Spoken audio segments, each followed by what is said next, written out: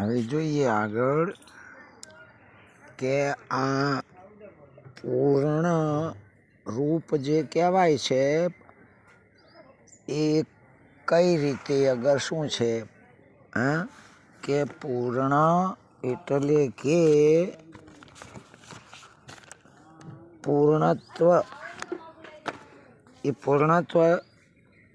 એ શું છે તો એના સમાધાનમાં એ રીતે કહેવાય કે જે પૂર્ણત્વ છે એ સદગુરુની જ્ઞાન શાન લક્ષણા વગર ઘેર બેહ એમ નથી.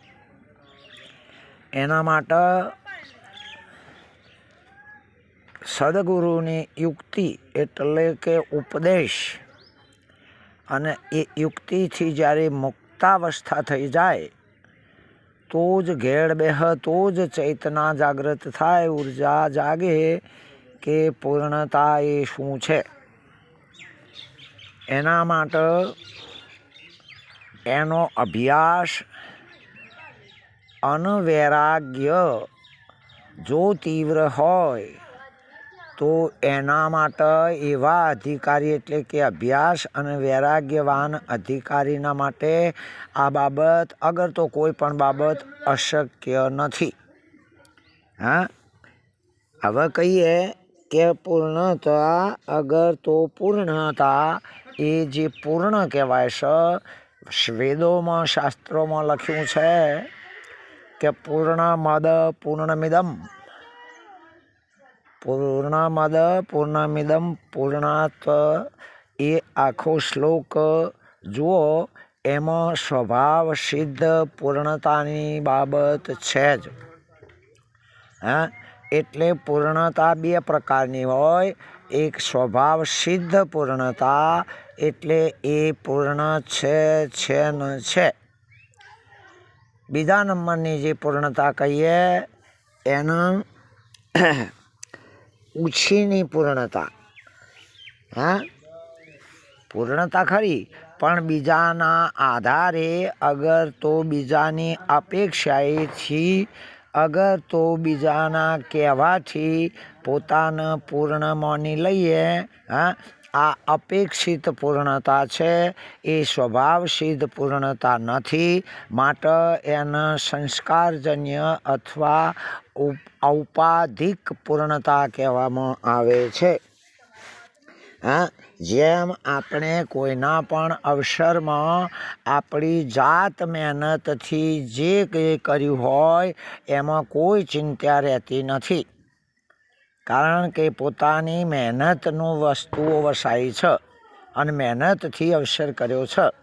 પરંતુ જે અવસર સમયે અગર તો બીજાના પાસેથી આભૂષણો અગર બીજી કોઈ પણ વસ્તુઓ માગીને લાવીને આપણે જે ઠાઠ બતાવીએ એ પૂર્ણતા જેવું લાગે ખરું, પણ એ ઉશીની પૂર્ણતા છે.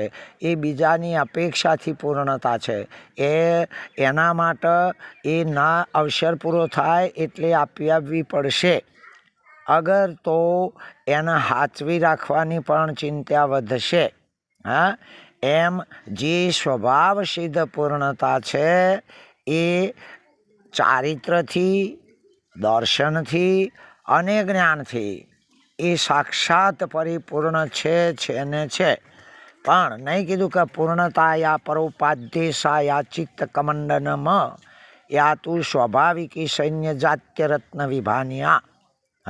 બીજાના પાસેથી અગર તો વાંચી હોબળીને અગર મનથી માની લઈને આપણે આપણને પૂર્ણ સમજી બેસીએ એ ઉછીની પૂર્ણતા છે. હવે બીજાના દ્વારા થયેલી પૂર્ણતા કોઈક ટાઈમે એ પુરુષ જેણે આપણને પૂર્ણતા આપી છે એ પુરુષ કદાચ પાછી પણ ખેંચી લઈ લે. એ દિવસે આપણે હતા એના પણ સ્વભાવ સિદ્ધ જે પૂર્ણતા છે એ પૂર્ણતાની અંદર કોઈ પણ દિવસ વધઘટ થતી નથી. એ પરિપૂર્ણ છે જ. જેમ સમુદ્ર પ્રશાંત પૂર્ણ અને સ્થિર છે જ, હા, સમુદ્ર છે એ પ્રશાંત, બિલકુલ શાંત, એના ઊંડાણમાં જુઓ, અને પૂરેપૂરો સ્થિર છે. હા, પણ એના અંદર જે ભરતી અને ઊટ આવે છે એ ઔપાધિક પૂર્ણતા કહેવાય છે. કારણ કે પૂનમ અગર તો અમાસ એના સંજોગે કરીને ભરતી અગર તો ઊટ જે આવી એ પૂર્ણતા એ સમુદ્રમાં નથી આવી, પાણીની છે. એ પાણી જેમ નદીના બે કોઠા હોય એ નદી છે સદાકાળ, પણ અંદર પાણી આવજા કરે કે વધઘટ કરે, હા, પૂર આવે અગર તો દુષ્કાળ થાય. એની પાણીની અપેક્ષાથી નદીને ભરપૂર કીધી એ ઔપાધિક પૂર્ણતા કહેવાય, જે સાચી નથી. કદાચ ઉનાળામાં બાદ પણ થઈ જાય પાણી. હા, એટલે જે પરિપૂર્ણ હોય, હા, એ સર્વને પૂર્ણ સમજે છે. પૂર્ણ હોય એ સર્વને પૂર્ણ સમજે છે. પણ કોઈ અપેક્ષાએ એક આગવા ક્ષેત્રમાં જે કોઈ એકાદ વસ્તુ, વ્યક્તિ, હા, વખત અથવા વગર તો પોતાને જે પૂર્ણ સમજે છે એ ઉપાધિવાળી, એ અહંકારથી ભરેલી પૂર્ણતા ગણાય છે. હા, એટલે પૂર્ણત્વ તો એ છે કે જેના આધારે ત્રણેય લોક તપી રહ્યા છે અથવા તો દર્શાયમાન, પ્રકાશમાન થઈ રહ્યા છે. આ સૂર્ય ચંદ્ર છતોય પણ પૂર્ણતા તો એનાથી વિશેષ છે નહીં. શાસ્ત્રોમાં કહે છે ન તત્ર ભાતિ સૂર્ય ચંદ્ર તારકમ નેમા વિધુતો કુતો અયમ અગ્નિ. હા, જેની સત્તાથી ત્રણેય લોક સૂર્ય જેવા પણ પ્રકાશિત થઈ રહ્યા છે. હા, એ પ્રકાશ કરવાવાળી જે સત્તા છે એ સંપૂર્ણ એટલે પરિપૂર્ણ છે. હા, વળી મહાપ્રલય હોય, હા, સતોય જે ભાગ ત્યાગ કરતો શેષ આવે એ શેષને પણ પોતાના અંદર સમાવી લે. હા, મહાપ્રલયને તો સમાવે, પણ શેષ વધી એને પણ પોતાનામાં સમાવી લે, અને પછી આગળ બીજું કોઈ વિશેષ નથી. હા, અને જેને અવશેષ કહે છે એ પૂર્ણતા અથવા તો સ્વભાવ સિદ્ધ પૂર્ણતા. અવશેષ એટલે એના પછી આગળ કોઈ વિશેષ નથી. હા, હવે આ જે સ્વભાવ સિદ્ધ પૂર્ણતા, હા, અને જે બીજાથી ઉશીની ઉપાધિ અગર તો માની લીધેલી પૂર્ણતા, આ બેમાં ભેદ છે ને છે. આ બેનો ભેદ ટળી જાય એટલે અભેદ પદ એ આત્મા છે. જેનામાં કોઈ પણ પ્રકારનો ભેદ નથી એ અભેદ કહેવાય. અભેદ પદ એ આત્મા છે.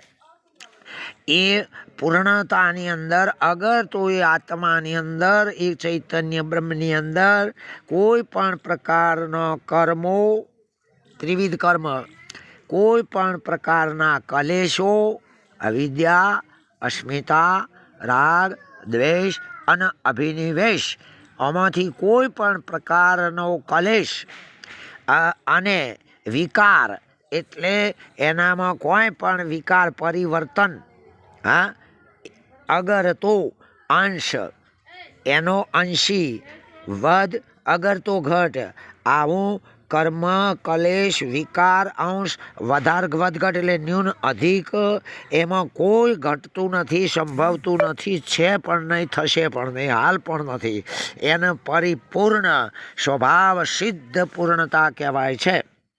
હા, એ પરિપૂર્ણત્વ જે છે એ કોઈ કાળે થયેલી વસ્તુ નથી.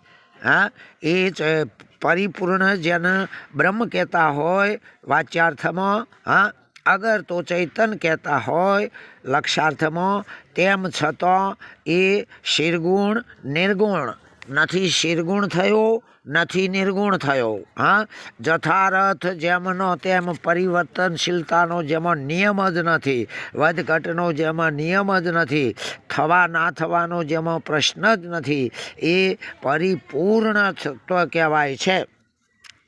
જે દેશ કાળ વસ્તુ અગર તો હર કોઈ પણ સામગ્રીથી પોતે સ્વતંત્ર રહે છે, દેશથી સ્વતંત્ર છે. હા, દેશથી કરીને એ હદમાં આવી જતો નથી, બંધાઈ જતો નથી. કાળથી પણ ત્રિકાળ જે કહેતા હોય એનાથી પણ સ્વતંત્ર છે.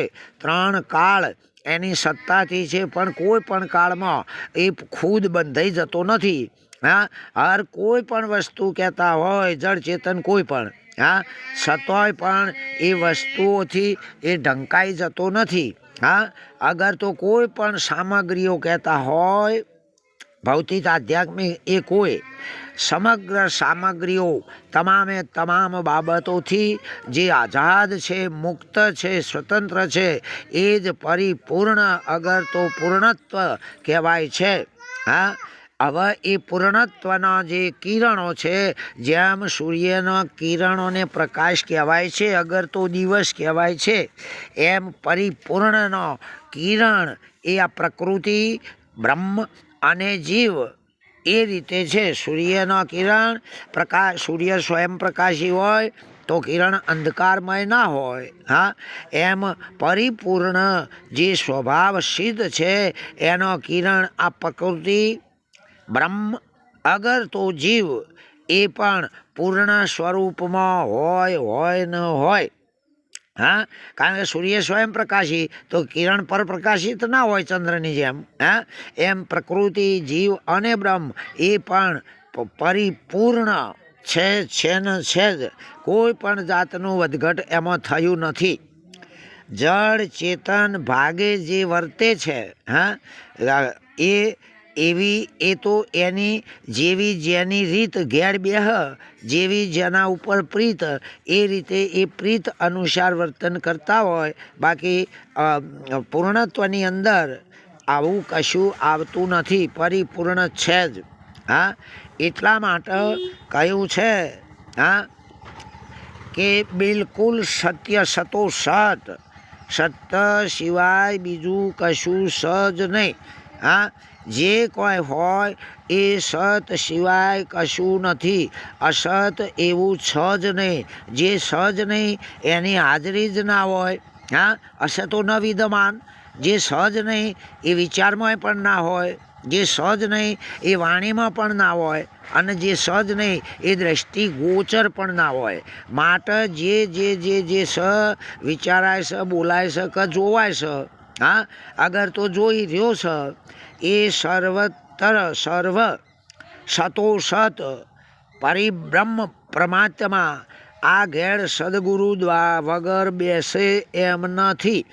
હા, અને એ સદગુરુએ એવી લક્ષણા કરી અને આપણને એ પોતાના સ્વભાવ શુદ્ધ જે પૂર્ણતા પકડાઈ ગઈ. હા, જેમ અર્જુનને ભગવાને ઈશારો કર્યો તો કે સર્વ જગ્યાએ હું જ છું. હા, તો અહીં અધિકારીને અગર તો એ ઉર્જા જેની જાગૃત થઈ જાય તો એને ખબર પડે કે સ્વભાવ સિદ્ધ પૂર્ણતા એ કોઈ જગ્યાએથી લાવેલી નથી. એ તો છે, હતી અને હતી. પણ બાકીની જે શાબ્દિક પૂર્ણતા છે, બાકીની જે વર્ણનાત્મક પૂર્ણતા છે, બાકીની જે શ્રુત દ્વારા પૂર્ણતા થયેલી છે, બાકીની જે ઇન્દ્રિયો દ્વારા માની લીધેલી પૂર્ણતા છે, એ અપેક્ષિત પૂર્ણતા અથવા તો ઔપાધિક પૂર્ણતા છે.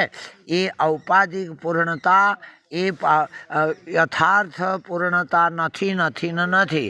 હા, એટલા માટે લક્ષાર્થીએ આના અધિકારીએ, હા, જો કે અધિકારી ના અધિકારી એવું કશું જ નથી, છતાંય પણ આ પૂર્ણતા એ સ્વભાવ સિદ્ધ બાબત છે.